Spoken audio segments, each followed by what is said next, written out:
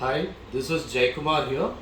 So I'm going to give you a brief demonstration of the XM100cc, a computer controlled xenon plus monochromator UV visible NIR tunable light source, okay, from Marutech. Now you see that this is the main console. So you have a display over here, a power switch and a USB connectivity. Here is a software where you can set the wavelength of interest. So I can set whatever wavelength I want.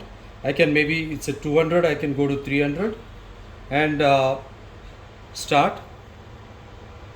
So now the excitation is set at 300. So you can see the display is now at 300. Okay. So this is the exit slit of the monochromator, and where it could be directly drawn through a fiber to your experiment directly. Here I have connected a sample compartment with a cuvette holder and a fiber which is connected at 90 degrees to capture the emission or the fluorescence. Okay. And this is a cap to cover the sample compartment. We have different types of samples. It can be used with liquids, solids and powders. So this is a cuvette which is shown over here, and here is a powder sample holder which can be used for both powders, thin films and solids. Okay. So now I am going to operate this and show you how it works. So I can either set one particular wavelength or I can scan through a range of wavelengths. Okay. Now if I want to set at one particular wavelength, I can just type the wavelength, maybe about 500, and say start. So you see that, once it sets at that position, you will be able to read the display over here as 500 nanometers. Okay. So let me also show you how you scan over a range of wavelengths. Set this selection at range of wavelengths and put the starting and the ending. Maybe you can start at 250 nanometers and end at 850 nanometers. Okay. So now I set the initial wavelength at 250. So you can hear the sound that the monochromator is operative. So once it comes to 250, it displays 250 nanometer here. And now I press the start. So now you can scan over different wavelengths. Okay, right from 250 to 850 nanometer. So I can even show you by connecting this.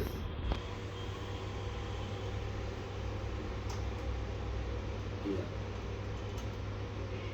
We can connect to a holder over here. Yeah. So, and we'll be able to monitor the wavelengths at 90 degrees. At 180 degrees. Now I am putting this back. Okay. So now I am going to show a very short demo of the fluorescence experiment, where I am going to use the rhodamin B. So let me place the rhodamin B.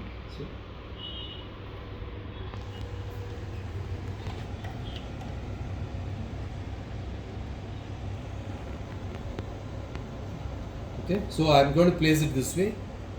Yes. And close it. And now, as you all know, rhodamin has the excitation wavelength around 546 nanometers. So I am setting 546 here. Okay, and I just say start.